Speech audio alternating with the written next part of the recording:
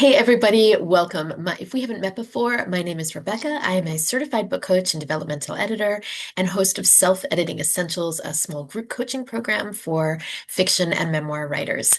So today we are going to talk all about theme, particularly how theme relates to our revision process. So a lot of people come asking me about theme, wondering if their story has one, wondering if it's working. And there are a lot of misconceptions about theme. And I think they come from maybe fourth grade teachers holding red pens, looking for the themes in our stories. So I want to start by talking about what your story's theme is not. Your story's theme is not what your novel is about. A theme is something so much more interesting than that. Your theme is what the reader comes to understand through the story. So, theme very much impacts the experience of understanding that your reader will have. And as a result of that, sometimes we, as writers who are conscientious and want to please our readers, we run the risk of overstating our theme. So in this video, I want to talk about how we make sure during the revision process that your theme's intention is there on the page, clear, readers can find it, but that readers also don't feel like you're hitting them over the head with it.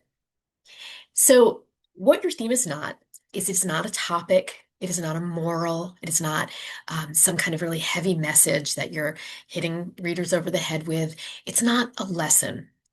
It's a governing insight. This is a helpful way to think about it. It's the underlying truth that your narrative is putting to a test. It's the question that the story puts pressure on. And that might feel a little abstract. We're going to talk about all of these points in much more detail in a minute. And the theme is also really, to me, this is the easiest way to think about theme. It's a pattern of meaning revealed through the outcome that your characters experience. So, to find where theme lives in your story, we can think about theme as being expressed through several different channels. One is character decisions under pressure.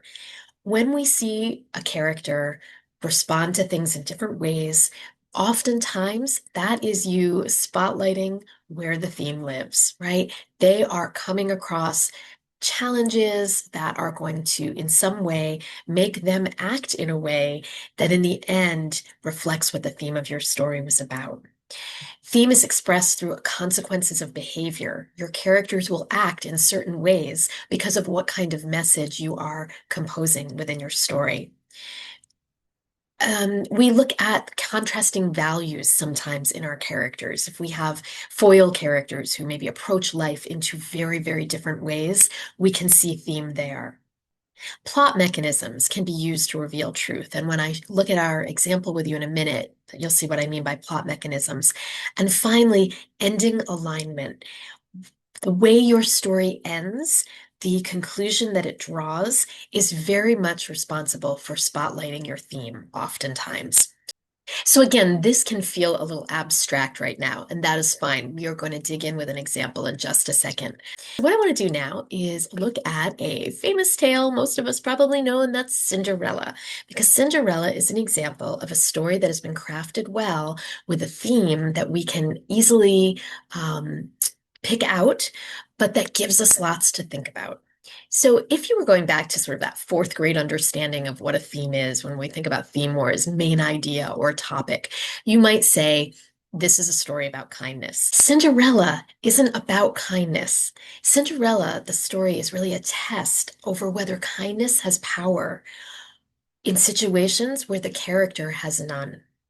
And how the story shows rather than tells us this theme is it's done in the following ways. First of all, we continuously see kind Cinderella deprived of any kind of kindness or love from her wicked stepmother and her stepsisters, right? Her status is very low in the household, and as a result, she is treated poorly. But despite all of this, no matter how wretched her family members are, she maintains generosity and restraint. She doesn't show any anger toward her stepmother. The antagonists in the story, they use their rank, their entitlement to pursue cruelty against Cinderella. They're really pretty horrible. Then we have an access to an opportunity. And through action on Cinderella's part, she goes ahead and attends the ball, and she's prepared to act on this opportunity. She doesn't just go there, enjoy the night, and go home. She really acts on it and makes the most of it with the prince. The slipper test is that tool I talked about on the previous slide. It's a truth revealing mechanism. The fact that only Cinderella could fit into that slipper means that it's a fit, not a claim of some undeserving people that moves forward the story and ultimately rewards Cinderella. She's rewarded because of who she is, not because of who she says she is. Do you see the difference? And so this ending really restores our confidence in a moral order by aligning a happy ending as a reward for her good character. And there's your theme. We realize that yes, indeed, kindness can be rewarded by society. Good people can win. So when we think about theme, one of the things we want to make sure is to consider the question that needs to be asked in order to drill into the theme. In other words, we want to put that theme in the pressure cooker. We want to really rise the tension around that theme. So Cinderella's thematic question is, does endurance matter in a corrupt hierarchy? And by endurance, I mean she maintains her values, she stays kind, stays generous. And the theme is also being driven by the question, can goodness survive exploitation? If we simply answered that question with an explanation, that would not be a very interesting story. Instead, the theme of Cinderella gets really forced. These questions get forced in order to see Cinderella at her lowest point, to see the stepfamily at their meanest point, and to see that that theme of goodness being rewarded, it prevails. Cinderella wins in the end. Theme lives in character arc. So when we think about the ways that the characters we're creating can really help present the theme in an interesting way, we want to think first about a character's starting belief.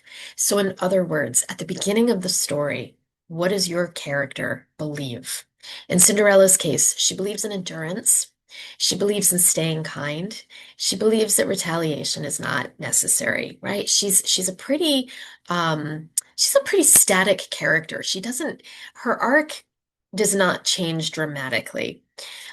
Instead, her circumstances, what happens around her, is really where we see transformation.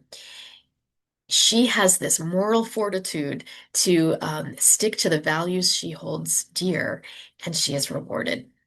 That is a really important bit of tension that has been created in this story. Moral strength versus no social power. How will these two things collide? Her starting beliefs are what set up the test and put the pressure on this theme that's been crafted. So when you're thinking about your own characters, particularly as you're going through working on revising a draft, ask yourself, what does the protagonist believe at the start of the story? And what belief do they hold that is challenged repeatedly, right? Cinderella is constantly given reasons to question whether kindness is really the best route for her, but her confidence doesn't waver. What belief is abandoned, revised, or affirmed at the end? In Cinderella's case, her beliefs are affirmed. She is rewarded because the prince sees her goodness. Theme clarity increases when beliefs shift, oftentimes. In other words, how the plot ends, the outcome of your plot, is often when we understand better what the theme of the story is. That's the most common construction. Now, Cinderella is actually an exception. Her belief does not shift, her circumstances shift.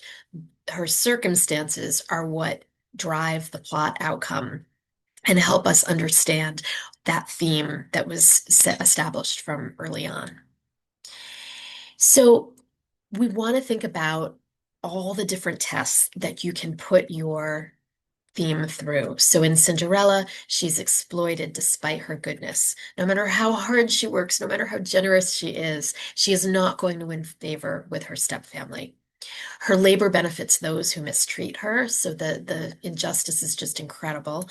And kindness does not protect her status. She's not rewarded by in her community for her good acts. The climax is where the question to this theme starts to really be challenged, questioned, and we start to get answers. Next, we see that Cinderella's worth is validated. She is recognized for her kindness and her beauty, and for someone that the prince would like to have a relationship with. Her inner virtue is publicly acknowledged when this slipper scene occurs because she is acknowledged to be the person that the prince was pursuing. And so the story is now answering its governing question through consequences, not explanations. In other words, the prince doesn't say to the wicked stepmother, "Oh, it is Cinderella I've been looking for because she was very kind to you, even when you treated her so poorly." He doesn't go and explain this in great detail. Instead, we get to see it through the unfolding of this scene where the slipper matches the princess. When theme would feel forced is if Cinderella said, "I believe kindness always wins," or if the prince were to explain that to the family, as I just demonstrated, if the narrator drew some kind of lofty conclusion. That's summary replacing structure. That's summary replacing storytelling. And that's not to say you'll never find a story that doesn't deliver a theme in the ways that I've just suggested you not. And there are always exceptions. Sometimes we do want to be more specific and clear.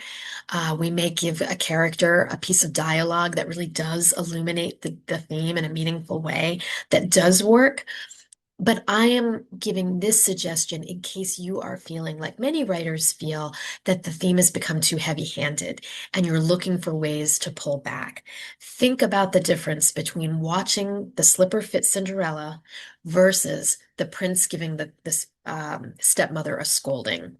Which feels more organic to the story, which feels less preachy, and ultimately, what is going to be the image that sticks with you longer? So the next step is to really think about the story you're writing. And this could be, you could do this with a finished manuscript, you could do this with a single scene, whatever works for your process. But I invite you to write down the thematic question that your story, whether it be a memoir or a piece of fiction, what is your thematic question? And then write down your protagonist's starting belief. And I really want to encourage you to write it down because sometimes when we have to flesh it out like that, it's a much more helpful exercise than simply relying on the fact that it's all in our head. For some reason, when we get those ideas on the page, they're often more complete. They often have a little more depth, and we often come to understand them more clearly. So I really encourage that. Next, you will think about the scene where the belief is most challenged and look at that scene and really look for some of the qualities that we've talked about using Cinderella as your model. Are you challenging that theme adequately? Will readers really feel it and empathize with the character who is going through circumstances that are testing that theme? And finally, take a look, if you've written it yet, take a look at the climactic scene and look at the choices that are made there. Are they tied to that initial belief, to that theme that you are looking to explore with readers? If your theme feels forced, the issue is very rarely, "Oh, the writing is bad, I need to fix this prose." It's usually a misalignment between belief, conflict, and climax. It's a structural flaw, usually.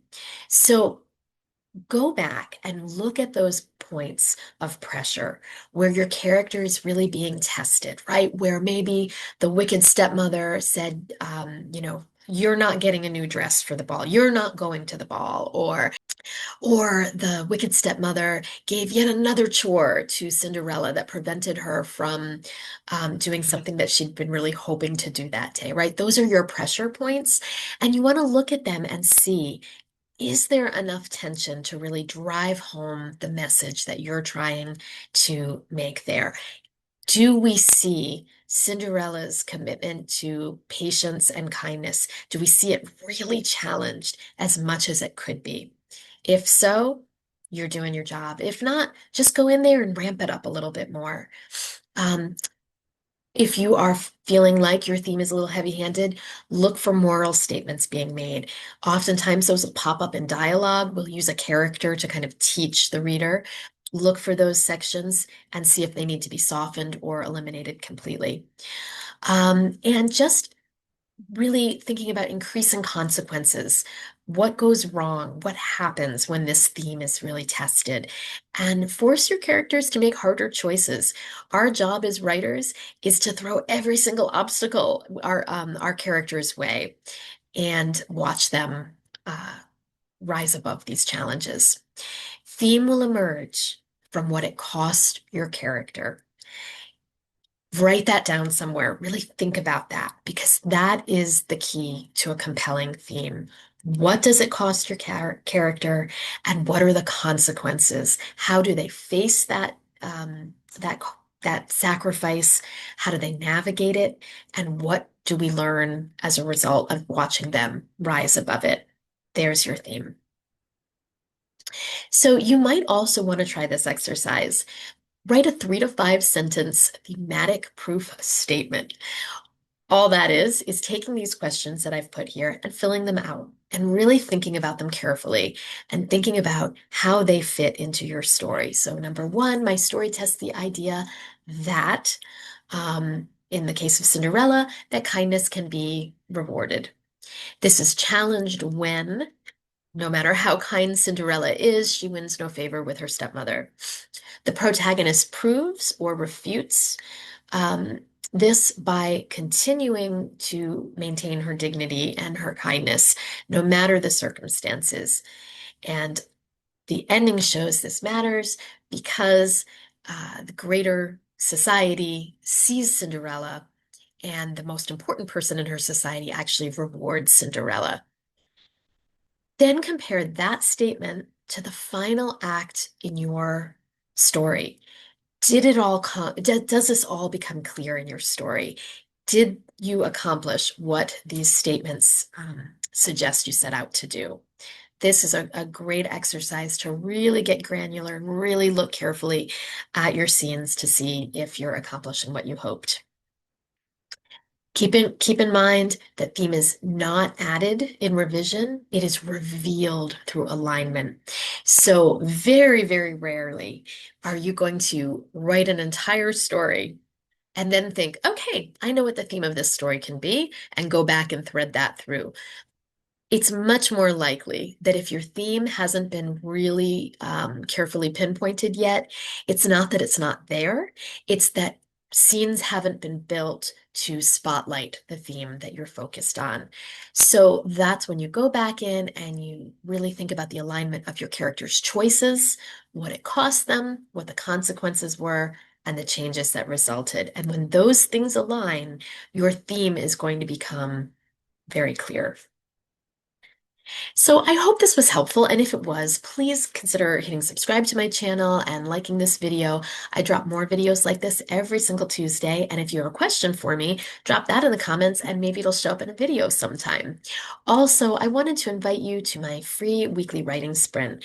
Every Wednesday at 3 o'clock Eastern, or almost every Wednesday at 3 o'clock Eastern, I get together writers in my community and we write together for 1 hour on camera. It is a great time to just really write in community and focus on our stories. It's a highlight of my week. I would love if you would join me. It's absolutely free.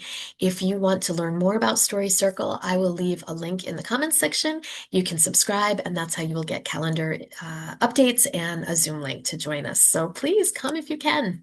Keep